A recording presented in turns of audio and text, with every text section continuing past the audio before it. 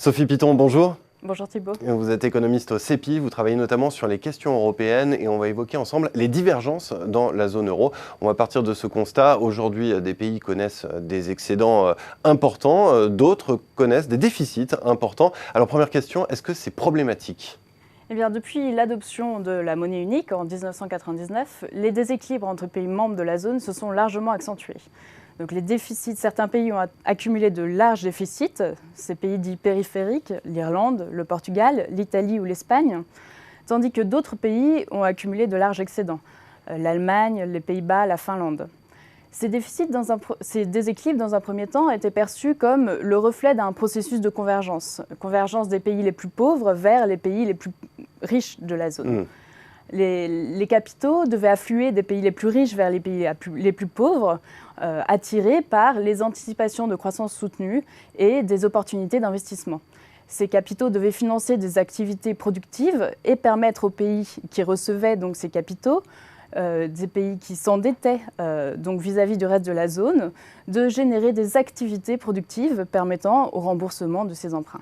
À partir de quand est-ce que c'est vraiment devenu un sujet d'inquiétude ? Eh bien, à partir de la crise financière mondiale de 2008.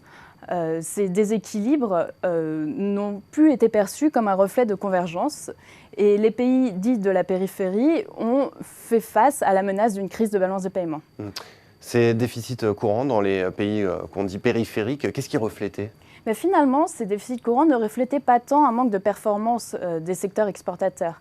Ils reflétaient plutôt une relative baisse de la taille de ces secteurs, donc relativement aux secteurs abrités de la concurrence internationale.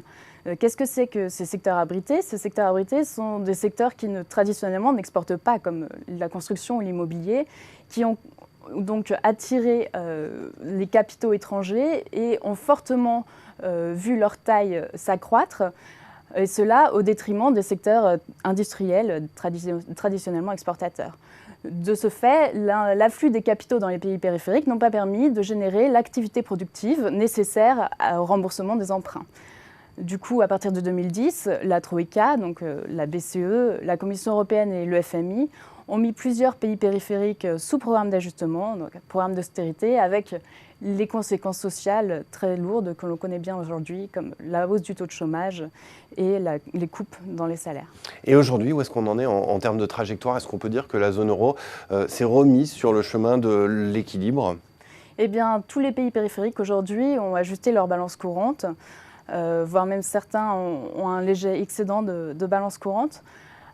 Cet ajustement s'est principalement effectué sous la contraction de la demande intérieure et on a un peu peur du coup que lorsque cette demande se redressera, ces déficits réapparaissent. Ces déséquilibres, en revanche, ne se sont pas ajustés du côté des pays en surplus. Et les pays en surplus que sont l'Allemagne, la Finlande et les Pays-Bas ont toujours aujourd'hui de larges surplus de balance courante. Du fait de ce manque de coordination entre les pays, du fait du coup de la déflation dans les pays périphériques, cette situation a entraîné la zone dans une spirale déflationniste et dans une situation de stagnation. Mais alors qu'est-ce qu'il faut en conclure ? Que l'euro produit nécessairement de la divergence ? Eh bien malheureusement, c'est le constat du prix Nobel récemment, Joseph Stiglitz, qui affirme que l'euro a malheureusement apporté non pas la prospérité, mais la division et la divergence. Finalement, la zone euro, les déséquilibres courants ne doivent pas détourner le projet européen de son objectif initial de convergence des niveaux de vie entre les pays. Mais pour contrer ces effets polarisateurs de l'euro, il faut un projet politique fort au niveau européen qui permette de faire des transferts entre pays membres. Ces transferts qui ont été mis en place, par exemple au niveau fédéral aux États-Unis, permettent aujourd'hui de ne même plus enregistrer les balances courantes entre États. Et les équilibres courants ne sont absolument pas une question d'intérêt ni d'étude aux États-Unis aujourd'hui.